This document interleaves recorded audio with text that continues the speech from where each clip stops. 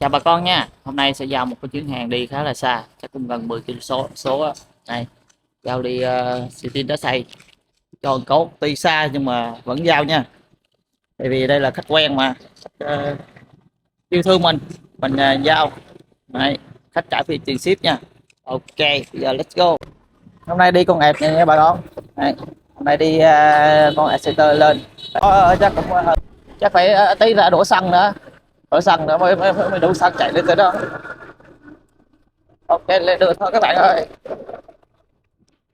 Nè đây là tới nghĩa trang rồi nè, mình chưa có thấy thằng cháu mình đâu hết, để mình gọi nó coi nó ở đâu rồi. Xịn quá ta. Đó cuối cùng gặp thằng cháu tôi rồi. Này, nhà chỗ nào? Dạ chứ mày. Nhà này luôn hả? Đúng rồi. Nhà có bán cơm hả? Đúng rồi. Ok Ta chọn đây. luôn. Rồi rồi xong rồi vậy thôi bà con ơi,